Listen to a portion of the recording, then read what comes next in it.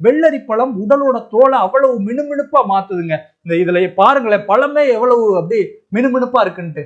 அப்படி தேகத்தை நன்றாக பொலிவாக ஆக்கக்கூடிய வல்லமை இதுல இருக்கு. ஏன்னா அவ்வளவு நீர்ச்சத்து இருக்கு, நார்ச்சத்து இருக்கு. சரி வாங்க அடுத்து என்னன்னு பார்க்கலாம். நீரிழிவு பிரச்சனை முடிஞ்சிருச்சு இல்லையா? சர்க்கரை வியாதிக்கு, சர்க்கரை வியாதி பாத்தீங்கன்னா டயாசிஸ் அளவுக்கு கொண்டு போகுது இல்ல, அதை கூட வராத அளவுக்கு இந்த வெள்ளரி பழம் பாதுகாக்குது.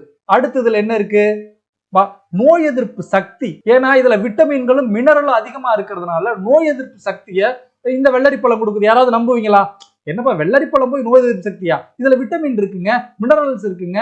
அப்ப நோய் எதிர்ப்பு சக்தி நமக்கு ரொம்ப அருமையா கிடைக்கும் இதுல. அடுத்து மலச்சிக்கல். மலச்சிக்கல் பிரச்சனையை தீர்க்கிறதுக்கு இதுல இருக்கக்கூடிய ஒண்ணு என்னன்னா, பழங்கள்லயே அதிகமான நார்ச்சத்து இந்த வெள்ளரி பழத்துல இருக்கு. இந்த நார்ச்சத்து பாத்தீங்கன்னா ரொம்ப எளிமையாக ஒரு மலம் இலக்கியாக செயல்படுது. மலச்சிக்கல் வராது. மலச்சிக்கல் வரலைன்னா மூலம் வராது.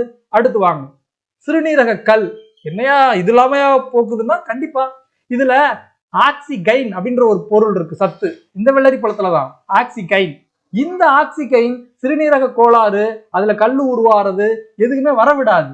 ஏன்னா நம்ம உடம்புக்கு நீர்ச்சத்து நிறைய இருந்தாலே கிட்னியில கல்லு வராது. நீர்ச்சத்து கம்மியா இருந்தாதான் கல்லு உருவாகும். அப்ப நம்ம உடம்புல நீர்ச்சத்து அதிகமாக்குறது இந்த வெள்ளரி பழம். இது சிறுநீரகத்தை சுத்தப்படுத்த நமக்கு உதவுது. சிறுநீரக பிரச்சனை எதுக்குமே வராது.